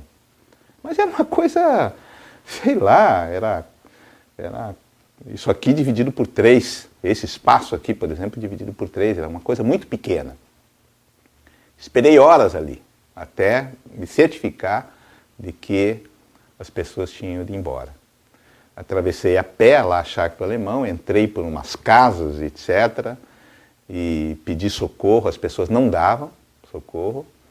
Depois eu soube, inclusive, que tinha uma pessoa que um dos moradores falou para ficar embaixo da cama, e quando a polícia chegou, entrou alguém aqui, entrou assim, tá aqui, ó, e apontava, né? Então, e eu, completamente sem dinheiro, etc., eu acabei depois até num processo sobre esse congresso, né? Porque havia pessoas que diziam que eu estava presente, etc., etc., e acabou sendo que eu fui o único, né, que escapou desse momento. Louco, peguei um táxi de graça e falei, olha, vamos pagar isso aí lá no DCE. Cheguei lá no DCE, imagine ir para o DCE depois de toda essa cena. Fui para o Diretório Central de Estudantes, emprestei dinheiro de alguém, paguei o táxi e me mandei, né? E foi assim, quer dizer, eu acho que aí já estávamos, vamos dizer assim, no final do ano, né? E foram 4 dias, eu acho, após o decreto do ato institucional número 5. E nós não tínhamos ainda a consciência de que era uma ditadura dentro de uma ditadura. Nós não tínhamos a consciência que a partir do ato número 5, e que com toda a repressão, com toda a censura da imprensa, mortes, assassinatos, etc., havia se inaugurado realmente a verdadeira ditadura, vamos dizer assim. Não que a ditadura não fosse, mas entende-se, né? A ditadura que aí chegou para valer, chegou para torturar, chegou para matar, etc.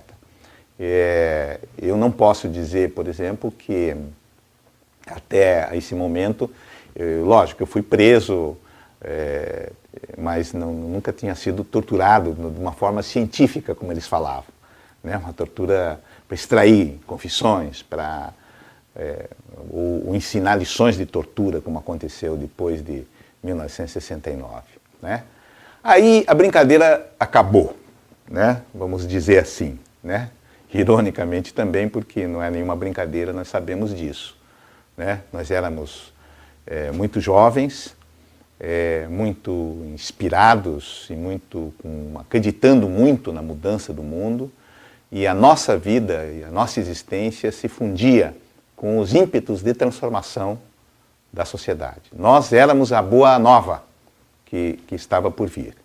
Nós éramos já o germen daquilo que poderia vir a acontecer. Não havia separação entre o momento presente, o momento da história da sociedade e a nossa vida. Nós havíamos abandonado praticamente os nossos sonhos, nossas perspectivas profissionais, até as nossas obras artísticas, a nossa família, etc., em função daquilo que nós chamávamos de uma causa, né? Uma causa muito forte e muito emocionante e cheia de fé, né? E de coisas que a gente acreditava, e muitas delas a gente acredita até hoje, né? Eu não acredito em milhares de outras coisas, mas eu vejo que esse foi um momento de formação, de fermentação de ideias, que foi uma coisa impressionante. O mundo não teria vivido as experiências de positividade se não fosse 68. Né? Aí nós vamos ver matrizes do movimento feminista, nós vamos ver matrizes do movimento pacifista, nós vamos ver matrizes da emancipação, né, existencial e da escravidão cotidiana, etc. Quer dizer, muitos pensamentos e ideias de emancipação da sociedade estão presentes aí de uma forma muito forte em 1968. Né? Se nós tivéssemos vivido apenas o pós-guerra, né, com toda aquela dureza do pós-guerra, aquela austeridade do pós-guerra, né, sem 68, o mundo realmente teria vivido uma quadratura, né, um cenário muito menos edificante, vamos dizer, do que hoje. Né? Um movimento ecológico, um movimento etc. Quer dizer, se um conjunto de coisas hoje a gente está vivendo até de forma contraditória, né? De forma difícil e até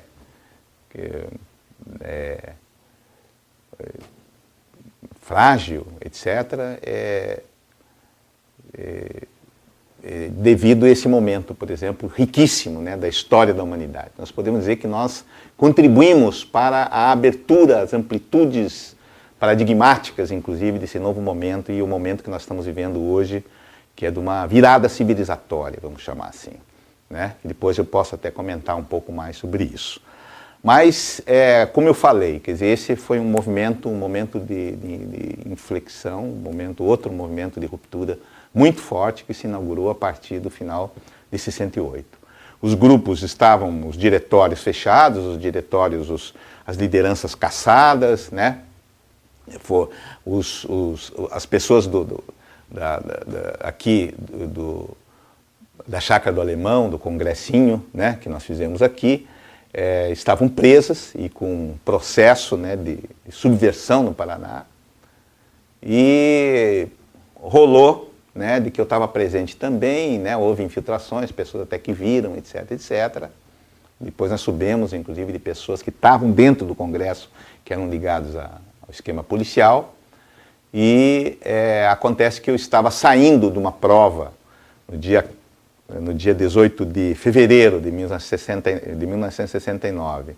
Eu tinha fazendo uma segunda época, né, generosamente facilitada pelos professores que me reconheciam como liderança e que estavam entendendo que era por uma boa causa. Abriram algumas exceções. Eu lembro que eu cheguei até a fazer prova na casa de uma das professoras e os outros permitiram eu fazer uma segunda chamada na própria faculdade. E quando eu saía da faculdade, eu fui preso de novo pelo Lauro de Tal, né, que foi o policial, né, que me prendeu. Né.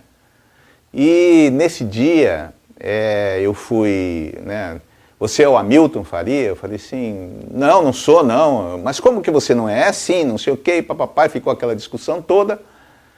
Aí me levou lá pro DOPS, né, eu fiquei dentro de uma cela, só um colchão, né, e ameaçado, né, e disseram que eu tinha que tocar piano, né, que era fazer as digitais lá, etc., fotografias e aquelas coisas todas, e pressionando para saber informações, etc., etc. E eu fiquei, os 4 dias que eu lembro, no DOPS ali na João Negrão, na Rua João Negrão, acho que é a Rua João Negrão. Aí veio um grupo, me levou para a Polícia do Exército. E na Polícia do Exército eles me mandaram para a Polícia Federal. E fiquei assim, correndo, né, de lugar em lugar. Quando cheguei na Polícia Federal, eu fiquei numa cela de 2 metros quadrados, onde tinha uma patente, era uma solitária, né? Imagina um menino de, sei lá, 68, eu tinha 69, tinha 21 anos, né? Dentro de uma solitária, e os policiais ali passando toda hora, terrorista, subversivo, ô menino, não sei o quê, papai, eu sempre tive um jeito assim, meio moleque, né? Então ninguém me dava a idade que eu tinha, até hoje não me dão a idade que eu tenho, então parecia muito uma criança mesmo, né? E depois eu fui levado para aquele quartel da polícia do Exército da Praça Rui Barbosa, que hoje não existe mais. Eu acho que existe lá um shopping, né? E aí eu fiquei, nesse quartel, eu fiquei 2 meses, né? 2 meses assim, foram muito difíceis para mim, né? Porque eu fiquei sozinho numa cela de 16 camas, né? E dormia quase o dia inteiro, 18 horas por dia, acordava só para o lanche e etc. Do lado da minha cela tinha uma polícia uma prisão para policiais, para soldados e sargentos, né, que estavam numa outra cela. E depois começou a chegar alguns terroristas, chamados de terroristas, etc. E depois numa outra cela tinha o Manuel Fogaça, que era presidente do DCE, né? E ali, o soldado da Polícia do Exército ali, tomando conta das várias celas, etc. E eu lembro que eu e o Fogaça, a gente... porque, na verdade, os caras queriam saber do DCE, queriam saber o que estava acontecendo, porque eu, sem saber, eu já estava dentro do processo de subversão no Paraná, né? Para ver as causas da subversão no Paraná, etc. Eu estava nesse processo que foi um complemento, não sei, aquele de dezenas de pessoas que ficaram no Celso Paciornik, por exemplo, e estava nesse processo que ele foi condenado a 2 anos e meio por causa dessa participação, acho que no Congresso Estudantil, depois de Biúna, na Chácara do Alemão. E eu fiquei ali, então, foi de 18, na verdade eu fiquei preso de 18 de fevereiro, se não me engano, a 14 de abril, né? 14 de abril, quase 2 meses, né? E era todo dia, né? Quer dizer, eu lembro que tinha um sargento que era um torturador, era o sargento Balbinotti, né? Que era barra pesada mesmo. Depois os meus irmãos devem ter contado um pouco da história desse sargento Balbinotti. Eu lembro que eu passava das celas para o depoimento, o inquérito, a sala de inquérito coordenada pelo Major Celso da Conceição Lima. Major Celso da Conceição Lima, que, segundo alguns militares, era uma pessoa liberal, bacana, etc. Nunca me torturou. Mas tinha esse major e tinha o sargento Gersh, né, que fazia, enquanto o major ia inquirindo, ele não digitava, datilografava, né, as informações, né. E eu lembro que eles me mostraram nesse dia 200 fotos de pessoas do movimento estudantil. E a gente tinha uma ideia de negar, né? Essa era a nossa orientação. Negar, negar, negar, porque aí eles podiam pegar redes e pessoas, etc. E ele mostrava as fotos dos meus irmãos. Esse aqui não é o Daniel? Esse aqui sim. Não, acho que não é, não. E esse aqui não é o Paulo, não é o Sérgio, não é o Sabrito, não é esse aqui. Agora, esse você vai saber quem é. E apontou o meu retrato. Eu falei assim, não sei quem é. Mas como, rapaz, que você não sabe quem é? É você! Eu falei assim, não, mas não está aparecendo não, né? Bom, imagina, né? Quer dizer, você dizer que não conhecia ninguém, não dava, né? Para conhecer, não conhecia ninguém. Me recolheram de novo à cela.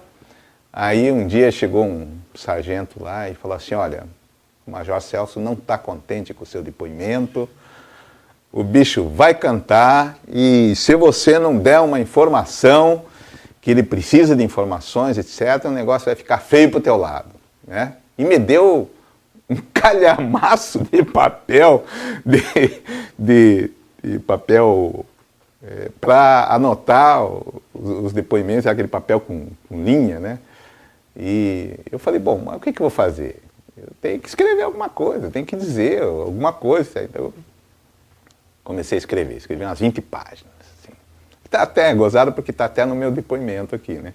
Mas eu fiz quase que uma análise do movimento estudantil de 68, assim, após prestar depoimentos ao Major Celso da Conceição Lima, da 5ª Companhia de Polícia do Exército, no dia 13 de março de 1969, pouco há se acrescentar a um relatório em globo das atividades subversivas no estado do Paraná. Mas, visitando as entranhas da memória, eu lembro até hoje, visitando as entranhas da memória, talvez haja, e daí comecei a dizer que nas ruas estava escrito abaixo a ditadura, contra o Mecuzide, contra não sei o quê, e fui colocando tudo que eu via na rua e não sei das quantas, e ele ficou contente, gostou, etc, etc. Eu estava querendo até prestar serviços, né?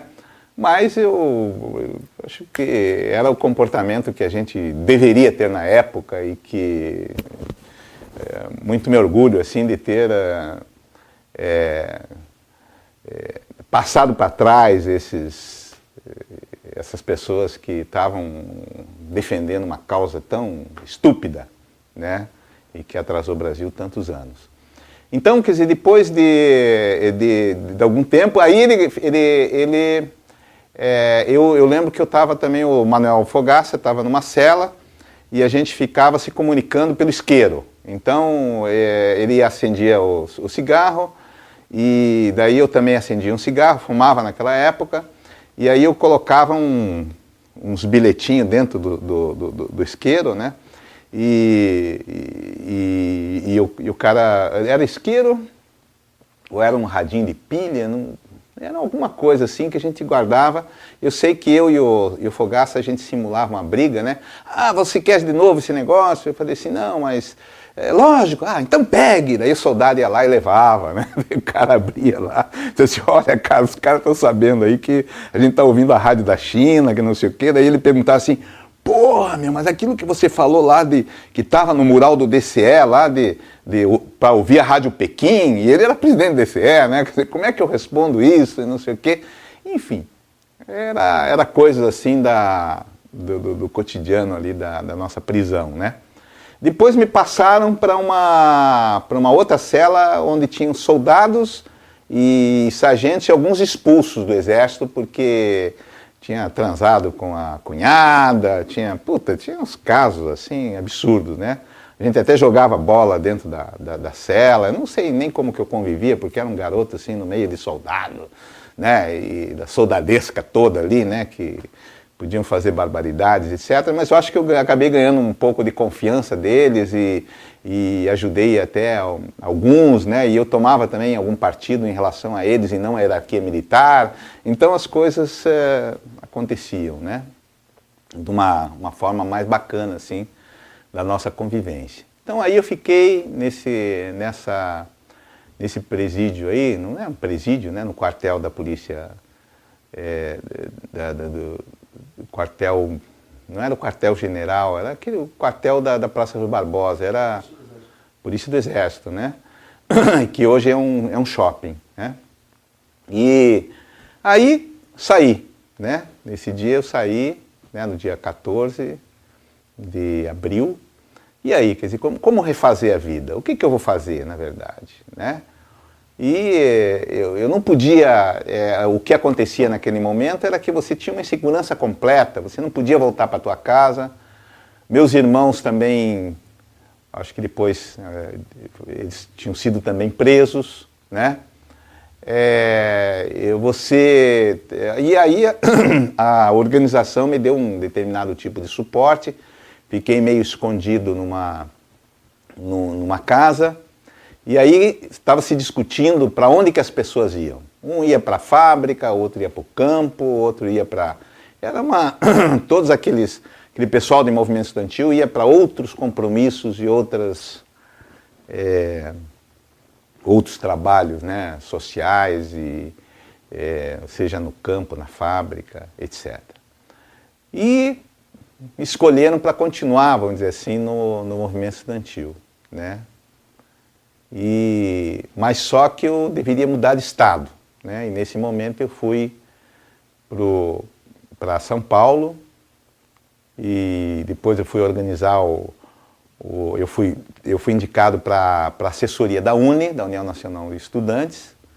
Nesse momento na UNE estava o Genuíno, estava o Jean-Marc, estava a Helenira, que depois morreu no Araguaia, estava o Onestino Guimarães, que depois foi assassinado, o Gildo Lacerda, etc. E eu não era membro da diretoria da UNE, mas eu fui convidado, né, para fazer uma assessoria, né, à UNE, e nesse momento eu fiquei 2 meses em São Paulo, saí daqui, fiquei 2 meses em São Paulo e fui para o Pará e Maranhão. Uma loucura, não tinha nem documento, né?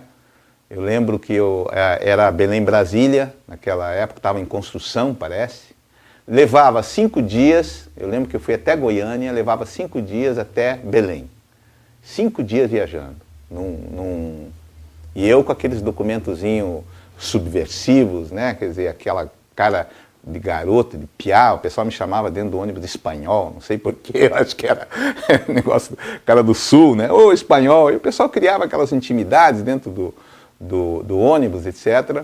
Eu lembro que lá pelo meio lá da Amazônia já sumiu alguma coisa de dentro do ônibus. Puta, e eu com aquele pacotinho lá dentro, com Mao Tse Tung, com não sei das quantas, etc., dentro do ônibus, eu falei, meu Deus do céu, agora estou ferrado. Estou completamente, porque se pegasse, meu Deus do céu, era a morte certa, né? Aí, eu lembro que fomos para uma delegacia, aí ficamos esperando lá, todo mundo, e eu tinha a preocupação de botar o pacote não no meu banco, mas em outro lugar, etc., e os caras iam levar o ônibus para a delegacia para mexer em coisas, para descobrir o que era, fazer uma visita, uma revista, etc., pá.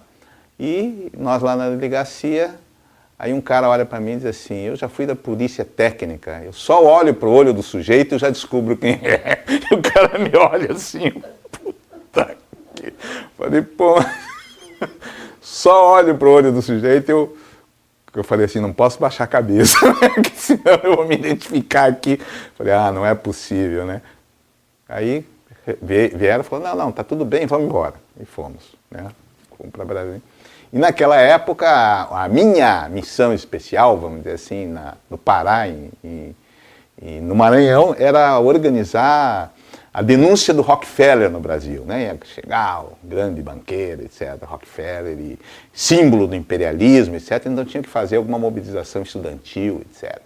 E eu chegava nas universidades e o pessoal falava, não, porque o decreto 477, porque não sei o quê, o pessoal conversando, etc. Daí a liderança lá local chegava assim, eu vou chamar um cara da UNE aqui para responder essa pergunta para vocês, e abria a porta e eu entrava. Porque o decreto... Puta, em vários lugares, etc. E comício relâmpago e não sei o quê. Acabamos fazendo uma manifestação muito pífia, né? Praticamente não houve manifestação porque não tinha grau de organização nenhuma, íamos fazer uma distribuição de panfletos no centro da cidade, e uma conversa, e um comício relâmpago, etc., que acabou, vamos chamar assim, não acontecendo, né? E depois fui ao Maranhão, né? e também fiz contatos lá, coisa assim, voltei e fui para o Rio de Janeiro, né? E o Rio de Janeiro, né, totalmente na clandestinidade, né, não tinha documento, eu não tinha documento praticamente. Muitas vezes eu fui parado na cidade, assim, no centro da cidade. Tive uma vida muito difícil no Rio de Janeiro, muito difícil, de miserável mesmo, né, porque a organização já tinha sofrido alguns reveses, algumas derrotas lá, com prisões, etc. E muitas vezes paravam na rua, entende? E eu tinha uma carteira do Exército meio debulhada, sabe? Uma coisa assim de serviço militar, uma coisa assim muito difícil, assim, com perguntas e coisas assim dessa natureza, né? E aí, quer dizer, a organização não tinha condição de me segurar, me sustentar, me dava o dia que eu almoçava, por exemplo, era uma vitória, né? A minha refeição era às vezes uma água mineral com gás e um pedaço de pizza à noite, entendeu? E depois eu descobri que aveia, germe de trigo, etc., era uma coisa que dava para misturar com leite, eu fazia isso, etc., e aluguei um lugar na Urca para morar, né, como estudante, que não dava nem para trabalhar, uma coisa 1 m por 2 e um tipo de um cubículo, né? E enquanto as outras pessoas, os outros estudantes viviam muito bem, né? Porque eles tinham suas casas e aquela a classe média carioca, né? Quer dizer, foi muito interessante porque como eu vivia em vários lugares, um dia eu tomava banho de sal numa casa de rico, no outro dormia numa cama confortável, mas poucas vezes, vamos dizer assim, acontecia isso, né? Mas tinha uma rede, vamos chamar assim, de colaboradores grande, né? Razoável naquele momento, que tinham que abrir algumas portas assim para uma sobrevivência, né? Mas foi um período assim muito difícil. A minha sorte foi que eu conheci uma menina que veio a ser assim, vamos dizer assim, a minha primeira relação afetiva forte, né, que foi a da Dalgisa, e que depois veio a ser companheira do Paulo Coelho, né, e foi a grande companheira do Paulo Coelho, inclusive no livro O Mago tem 100 páginas sobre ela, né, mas eu chego no Rio e ela era estudante de arquitetura, etc., e me acolheu na casa dela, mas como colaboração, né? Como uma colaboração, etc., aos movimentos estudantil, que estava perseguido, um rapaz novo que tinha chegado para ficar 3 dias, etc., acabei ficando 2 meses e a coisa rolou e acabamos ficando um ano juntos e depois eu fui preso e aí é outra história. Mas eu lembro assim que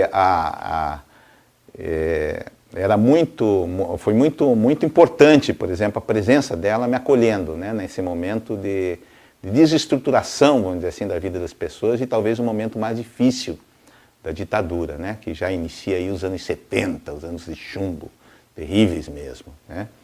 E eu lembro, por exemplo, que acabava, às vezes, ela pressionava também, né, pô, mas você tem que decidir, porque não dá, porque aqui é minha irmã, que ela morava com a irmã, etc. Eu lembro que um dia, quando eu saí, eu fui morar num prédio ocupado por estudantes no Flamengo, né, e que era um campo de obras, assim, era uma porta aqui, era uma pedra ali, uma coisa que estavam destruindo, né, o edifício, e alguns estudantes se ocuparam. Eu perguntei para alguns estudantes do andar superior se eu podia ficar, eles falaram, mas já está ocupado. E aí embaixo? Eu falei, então eu vou ficar. E fiquei lá embaixo, eu estava com um livro, inclusive, lendo alguns livros, etc. E dormi uma noite lá, uma das noites mais terríveis na minha vida, porque fazia barulho de água o tempo todo nesse lugar, e parecia água, e caía água, não sei o que, não sabia o que era. Eu, como não acreditava em fantasma, eu perguntava, quem que está aí, não sei o que, a noite inteira, etc. Aí mal dormi, né? No outro dia eu saí, deixei minhas coisas, quando eu voltei os meus livros de Lenin, de não sei o que, papá, já não estavam mais lá. Né? Aí tive que mudar. Aí ia para uma outra casa. E assim era a minha história, né? Durante algum tempo. Eu cheguei lá em 69, acho que foi logo depois de final de abril, acho que de 69. E aí em outubro do outro ano, aí foi a queda mesmo, né? Aí foi uma prisão de dezenas, de 70. Foi em outubro, foi outubro de 70, foi dia 29 de outubro de 70, né? Aí foi já havia caído, né, uma parte da organização, umas 16, 18, 20 pessoas, né? Foram levados para a Polícia do Exército, para o DOI-CODE, para a Marinha, etc. E a partir daí começaram também a polícia começou a cercar, né? A cercar. E é nesse momento que eu estou lá, no Rio, né? Quando chego, eu estava perdido na cidade, há dias que eu não encontrava ninguém, né? E aí eu lembrei que eu tinha um ponto que nem era meu, era um encontro no Botafogo, na Rua Voluntários da Pátria. Eu não lembro de quem que era, só lembro, opa, tem um encontro lá, eu fiquei sabendo, ouvi de alguém que ia ter um encontro lá. E aí fui lá. Quando chego, vou cumprimentar um cara, né? Ele vem de uns 4, 5, 6 caras, etc. Pegam pau já de cara, botam no Fusca a gente e acho que, se não me engano, acho que tinha umas 6 pessoas deitadas, além dos 4 dentro do Fusca, tinha uns 6 assim, empilhados. Eu lembro que eu estava embaixo, quase me sufocando, foi uma coisa muito triste mesmo, ele já dando porrada e passava na rua e dizia assim, ô gostosa, ô filha da puta, vocês são os filhas da puta, meus seus cubanos de merda, vocês, pô, como que vocês não gostam de uma buceta, como? Imagine, vocês em vez de ficar pensando nisso, vocês têm que pensar nessa merda de revolução, e já começou assim a desmoralização completa, né? E aí fomos pro DOI-CODE, e aí a ficha começa a cair, né? Vamos pro DOI-CODE e aí já não tem nem conversa, é capuz e porrada, é capuz e porrada.